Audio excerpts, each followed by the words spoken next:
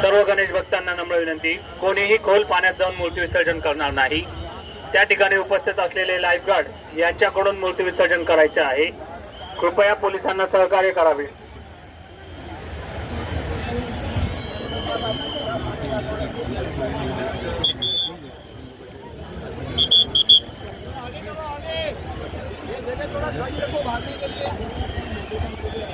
सर्व भाविकांना नम्र विनंती, त्यांनी बॅरिकेड पासून दूर जावे।